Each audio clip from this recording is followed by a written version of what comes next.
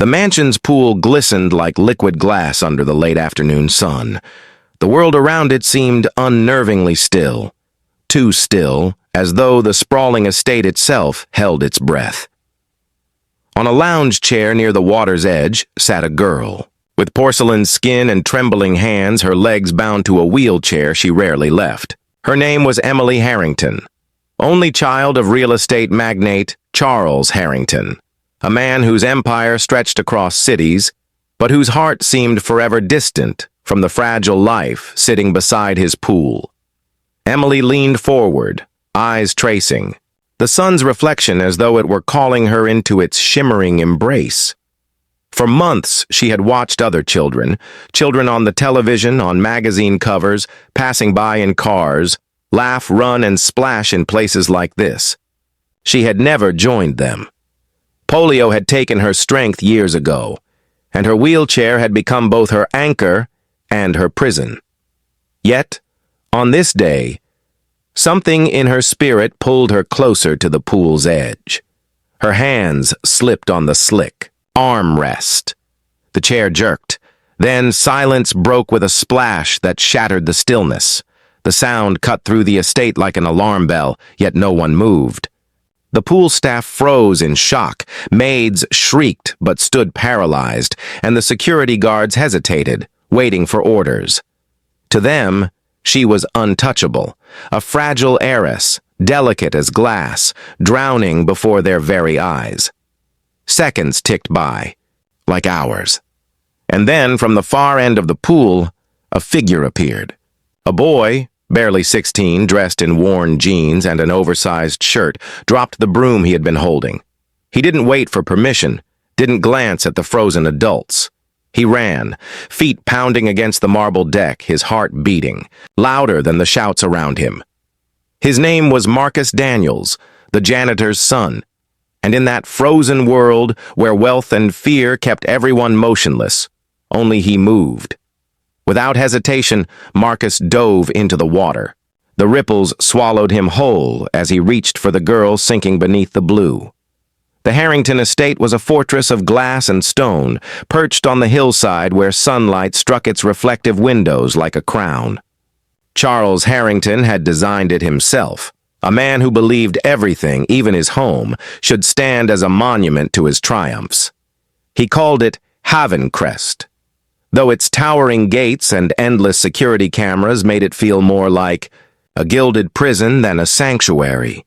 Inside this fortress lived Emily Harrington, 15 years old, a girl whose world was confined to ramps, rails, and the steady squeak of wheelchair wheels across polished marble floors. Her disability, the result of polio contracted when she was a toddler, had stolen her childhood before it even began. Where other children grew up with scraped knees and playground adventures, Emily grew up in therapy rooms and silence. Her mother had passed away years before, leaving her with only her father, who tried in the way powerful men try, through gifts and money, never through warmth or presence. Charles Harrington gave Emily the best doctors, the most advanced treatments, the most expensive toys.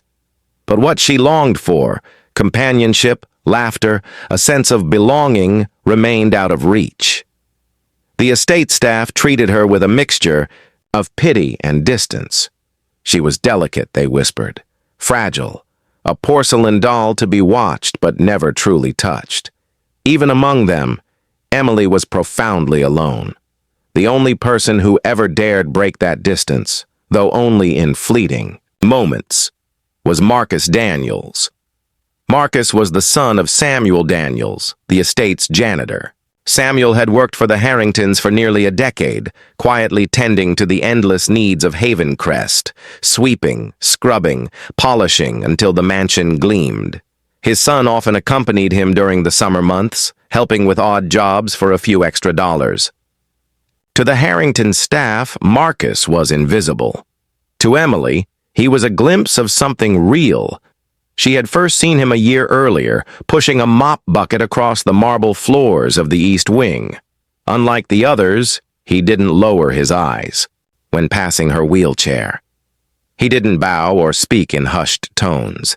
He simply moved past, humming under his breath, as though she were just another person in the room. That small act of normalcy had stuck with her. Emily began to notice him everywhere, sweeping leaves near the garden, hauling trash bags near the service entrance, carrying tools for his father. His presence was steady, grounded, unafraid. Though they rarely exchanged words, she felt drawn to that quiet strength. On the day of the incident, the air around Haven Crest was heavy with summer heat. The pool, vast and glimmering, stood like a jewel in the heart of the estate's gardens. Staff bustled about, polishing railings, trimming hedges, preparing refreshments, but the air carried a restless tension. Charles Harrington had left for an important meeting in the city, leaving his daughter in the care of staff who were attentive in duty but absent in heart. Emily wheeled herself to the poolside, something she had been doing more often in recent weeks. The water fascinated her. It represented a freedom she had never known, a body that could float, move, and dance without the weight of broken legs. But it also terrified her. She had never learned to swim. She sat quietly by the edge, her reflection rippling with every breeze. Staff glanced at her but did not approach. They knew the rules: keep their distance unless summoned. Marcus was nearby, sweeping debris from the far end of the pool deck. His shirt clung to him in the heat, his face damp with sweat. He worked, with quiet focus, the kind that came from years of knowing no one else would do the job if he didn't. He noticed Emily, as he often did, but kept his distance. He had been warned once by a senior maid, "Don't get too close to the girl. The Harringtons don't like it." Still, his eyes flickered toward her from time to time, sensing something in her posture, a tension, a stillness. Emily, for her part, was lost in thought. She leaned forward slightly, reaching toward the water with a hand that trembled from both weakness and anticipation. For a moment she imagined herself plunging in, the cool water wrapping around her body like an embrace, weightless, free. The thought was intoxicating. She edged closer. And then it happened, the sudden tilt, the wheel slipping on slick stone, the plunge that shattered the quiet hum of the afternoon. The splash echoed like thunder. Gasps followed, sharp and shrill. The maids froze, their hands clutching towels to their chests. The security guards exchanged glances, waiting for someone, anyone, to take the lead. But no one moved. The world seemed to hold its breath. No one moved, except Marcus. In that split second, instinct overtook hesitation. The broom fell from his hands, clattering against the stone. His legs carried him forward before his mind had time to weigh the consequences. He sprinted, heart hammering, eyes locked on the water where Emily's fragile figure flailed beneath the surface. The scene had begun. The water swallowed Emily whole. Her body twisted as she sank, the weight of her chair dragging her down before momentum flung it sideways into the shallow slope. For the first time in her life, she was utterly unmoored. The sensation of water rushing past her ears was deafening. Bubbles clawed at her lips as she tried to scream, only to choke on chlorinated silence. Panic gripped her chest like a vice. Above the water, chaos unfolded in agonizing slowness. A maid dropped her tray, glass shattering across the pool deck. One of the guards shouted into his walkie-talkie, his voice trembling as though protocol could save a drowning girl faster. Then action. Another staff member pressed her hands to her mouth, whispering, oh God, as if prayer could replace movement. But Marcus had no time for hesitation. His sneakers slapped against the marble as he sprinted, every heartbeat pounding in his ears. He saw Emily's pale hand flailing just beneath the surface, saw the silver of her bracelet flash against the sunlit ripples, and without breaking stride, he launched himself forward. The water hit him like ice. For a fraction of a second, his lungs seized, his body shocked by the sudden plunge, but instinct carried him deeper, eyes wide open despite the sting of chlorine. Emily's figure blurred beneath him, her hair unfurling. Like golden silk in the water, her arms thrashing weakly as her lungs betrayed her. Marcus kicked hard, his arms slicing through the water until he reached her. Her eyes met his for a fleeting instant, wide, terrified, pleading. She clawed at him, desperate, dragging him down as panic overtook instinct. Stay calm. Don't fight. Her.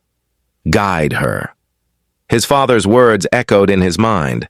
Samuel had taught him to swim in a community pool years ago, and with it, the most important rule, saving someone meant staying calm for both of you. He wrapped an arm around Emily's torso, holding her tight against him, and kicked upward with every ounce of strength he had.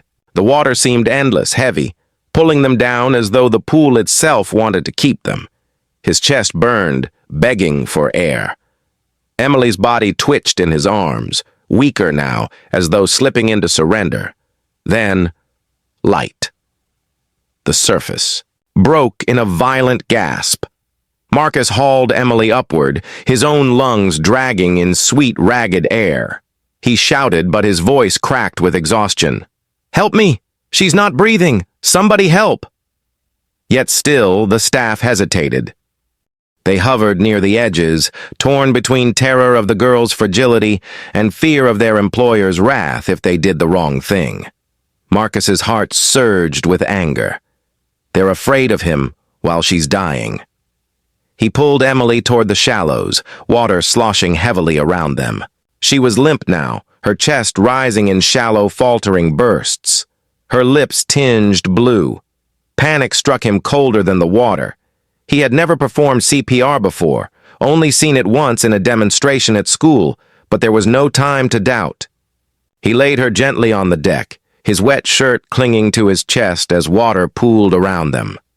Emily's head lolled to the side, her eyes half open but unseeing. "Call an ambulance!" Marcus roared, voice raw. A maid finally scrambled. To obey, fumbling with her phone, a guard ran toward the gates to direct emergency vehicles. But Marcus didn't wait. He tilted Emily's chin, pinched her nose, and pressed his lips over hers. The air rushed into her lungs, and he prayed it would be enough. "Come on. Come on," he muttered between breaths, pressing down on her chest with shaking hands. He counted, fought back tears, forced himself to focus. Each push felt like a plea to the universe. Don't let her die, not like this. And then, it happened. A violent cough shook her body, spraying water from her lips. She gasped, eyes snapping, wide, tears mingling with pool water on her cheeks. The sound of her breathing, ragged but real, filled Marcus's ears like music. Relief nearly broke him. She turned her head, eyes locking onto his. Confusion, fear, and fragile gratitude swam in that gaze. Marcus didn't know what to say. He just held her hand, grounding her back into life. Around them, the staff finally moved closer, offering towels, murmuring in frantic tones. But none of them touched her until Marcus stepped aside. And yet, even as Emily coughed and clutched his arm, the air shifted. A shadow fell across the scene, the kind of shadow that silences a room. Charles Harrington had returned. His black car rolled into the drive just as the ambulance sirens wailed in. The distance. He stepped out, immaculately dressed in a charcoal suit, his expression one of calculated composure. But when his eyes fell on the scene, his daughter drenched and trembling, clinging to the janitor's son, his face twisted in something between fury and disbelief. What the hell happened here? His voice cut through the chaos, sharp as a blade. No one answered. Not the maids, not the guards, not the trembling staff. All eyes shifted toward Marcus, the only one brave or foolish enough to still be kneeling beside Emily. Charles's gaze burned into him. "You, what did you do to her?" The words landed like stones. Marcus's stomach turned, but he lifted his chin, meeting the man's glare. "I saved her. She fell in. No one else moved." For a moment, silence reigned. The ambulance pulled up, medics rushing past, lifting Emily onto a stretcher. She reached out weakly, her fingers brushing Marcus's sleeve as though to anchor herself. Charles's eyes flicked to that gesture, his jaw tightening. Something unspoken hung in the air, gratitude twisted with resentment, fear tangled with pride. Marcus knew in that instant that saving Emily might not be the end of his struggle. It was only the beginning. Visual 1. Underwater shot of Emily's, hair drifting like golden threads, her hand reaching toward Marcus's outstretched arm as he kicks toward the surface. Visual 2. A slow-motion close-up of Emily coughing water on the marble, Marcus hovering above her, tears mixing with pool water. Visual 3. The imposing image of Charles Harrington's black car pulling up, the camera panning upward to his stern, unreadable face as sirens wail in the distance. The stretcher's wheels rattled against the marble as paramedics rushed Emily toward the ambulance. Her frail body shook beneath layers of towels, yet her hand clung stubbornly to Marcus's sleeve, refusing to let go. "Emily!" Charles's voice thundered, his polished shoes striking the wet deck. "You need medical care. Let go of him. Now." Emily's lips quivered. She had never defied her father openly before. Her world had been built around his towering will. But the boy kneeling beside her, the boy dripping with pool water, chest heaving from saving her life, felt more real in this moment than the man who had raised her in golden cages. She held tighter. Marcus glanced between her and Charles, his pulse hammering. He didn't belong in this world. He knew it the moment Charles's glare cut through him like steel. Yet, something deeper than fear kept him rooted. Emily's trembling. Hand in his was not just desperation. It was trust. And Marcus had never been trusted with something this precious before. The paramedics paused, uncertain. Even professionals hesitated under Charles Harrington's authority. Charles stepped closer, his voice low but laced with fury. "Release my daughter. You've done enough." Marcus stood slowly, dripping water across the stone floor. He wasn't tall, certainly not compared to Charles, but in that moment, he stood straighter than he ever had. His voice came out steady, even though his heart quaked inside him. "She would have drowned if I hadn't jumped in. No one else moved. Don't treat me like I'm the problem." Gasps rippled among the staff. No one spoke to Charles Harrington that way, ever. Charles's eyes narrowed, his jaw clenching so tightly the veins on his neck strained. For a moment, silence thickened the air, broken only by Emily's soft coughs. Then his hand shot out, gripping Marcus's shirt collar, yanking him forward. "You dare speak to me like that in my house?" His voice was venom. "You're just the janitor's boy, nothing more. You don't touch her. You don't even look at her." Emily's weak voice cut through the tension, cracking but determined. "Father, stop!" It was the first time she had ever raised her voice against him. Everyone froze. Even Charles's grip slackened in shock. Emily coughed, forcing words past trembling lips. "He saved me. You weren't here. No one else helped, but he did." Her voice shook, but her eyes blazed with something new, a spark of defiance.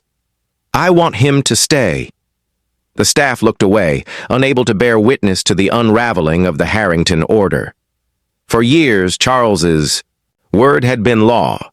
Now his fragile daughter, his porcelain doll, was defying him, clinging to the son of a janitor as though he were her lifeline.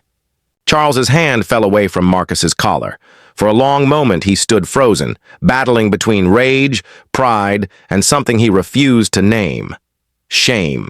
The paramedics urged again. "Sir, we need to get her to the hospital."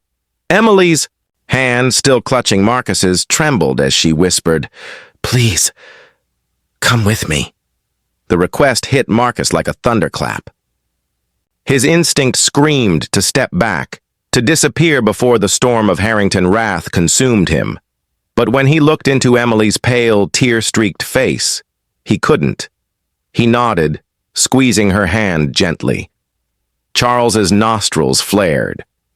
He wanted to say no, to banish Marcus that very moment. But the eyes of his daughter, wide and pleading, cut deeper than his ego.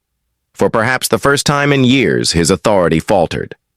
"Fine," he spat, his voice ice. "But this isn't over." As Emily was lifted into the ambulance, Marcus climbed inside beside her. Charles remained at the edge of the driveway, fists clenched at his sides, watching the doors slam shut. Sirens wailed, carrying his daughter and the boy he despised into the night. For the first time in his life, Charles Harrington felt powerless. The hospital smelled of antiseptic and quiet fear. White walls hummed with the soft beeps of machines, and fluorescent lights cast long shadows on the linoleum floors. Emily lay in a bed, wrapped in blankets, her hair damp, but her breathing steady. The doctors reassured Charles that she would recover fully, no lasting damage from the near drowning. But for Emily, something far greater than survival had taken root. She lay staring at the ceiling, her hand resting in Marcus's. He had refused to leave, even when Charles barked at him in the waiting room. Samuel, Marcus's father, had arrived shortly after, his weathered face pale with both pride and fear. He stood quietly in the corner, his hand firm on his son's shoulder, silently reminding him, "You did right. But be careful." Charles sat, rigid in a chair by the window, his suit immaculate despite the turmoil of the day. He had not spoken since the ambulance ride, his silence louder than any shout. Hours passed in uneasy quiet. Finally, Emily broke it. Her voice was soft but steady. "Father?" Charles turned, his expression still locked in stone. "Yes." Her fingers tightened on Marcus's hand before she spoke. "I don't want to live like glass anymore." The words pierced the room. Charles blinked as if struck.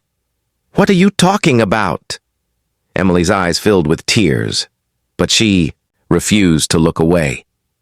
"All my life, you've kept me in cages. In this house, in this chair, in rules and silence. I almost died today, and no one moved, except him." She nodded toward Marcus. "He didn't see me as fragile. He just saw me as someone worth saving." Charles's jaw tightened. "You are fragile, Emily. You don't understand the world the way I do. People—" "No, Father." Her voice cut him off, stronger now. "You don't understand. I don't need another bodyguard. I need a life. I need people who see me, not just the chair." The silence after her words was heavy. Marcus shifted uncomfortably, sensing the weight of a conversation he was never meant to be part of. Yet Emily's hand refused to let him withdraw. Charles finally stood, his broad frame towering over them. For years, his wealth and authority had shielded him from challenges, but here, faced with his daughter's trembling defiance and the presence of a boy he considered beneath him, his armor cracked. He looked at Marcus, and for the first time, not with fury, but with reluctant acknowledgement. "You risked your life," Charles said quietly. It wasn't gratitude, not quite, but it was closer than Marcus ever expected. Marcus nodded. "Anyone would have." "No," Charles replied, his voice sharp. "Not anyone. We both saw that." Emily's hand squeezed Marcus's tighter. She smiled faintly through her tears, whispering, "He was the only one." For Charles, the words cut deeper than intended. He thought of the frozen staff, the paralyzed guards, the silence of his empire when it mattered most. And then he thought of his daughter, alive only because of a janitor's boy. The Harrington pride in him wanted to rage, to forbid, to crush this fragile bond before it grew roots. But the father in him, long buried under steel and stone, saw the truth in Emily's eyes. For once, his power had not been enough. But love had saved her. He turned away, his voice low. Get some rest, Emily. We'll talk about this later. It wasn't approval, but it wasn't rejection either. When Charles left the room, Samuel followed him into the hall, his footsteps quiet. He spoke only once, his voice firm but respectful. Your daughter's alive because of my boy. Don't punish him for that. Charles didn't reply, but for the first time, he didn't dismiss the words either. Back in the room, Emily shifted her gaze to Marcus. Exhaustion painted her face, but her eyes were bright, alive in a way they had never been. Thank you, she whispered. Marcus shook his head. You don't have to thank me. Yes, I do. She smiled faintly. You gave me more than life today. You gave me a reason to want it. He sat silently, unsure how to respond. Yet deep inside, something stirred, a sense that this moment, fragile and fleeting, would echo for the rest of their lives. Weeks. Later, the Harrington estate was not the same. Emily's recovery became a story whispered through the staff halls, but what lingered more was the shift in her presence. She smiled more. She asked questions. She spoke her mind. She was no longer content to sit at the pool's edge. She wanted to live, and Marcus was there, often beside her. At first, under the watchful eyes of her father, then gradually with more freedom. They shared conversations, laughter, even silences that felt like freedom. The staff no longer dared to call her porcelain. She was steel wrapped in gentleness, and Marcus had helped her see it. As for Charles, he never fully softened. Pride was etched too deeply into him. Yet, in his rare quiet moments, he would catch himself replaying the image of Marcus diving into the water when no one else moved. That memory haunted him, because it showed him a truth his money could never buy. Courage, born not of wealth, but of love. Emily and Marcus's story was only beginning, but what mattered most was this. In the face of drowning, both in water and in silence, they had found each other, and nothing could erase that.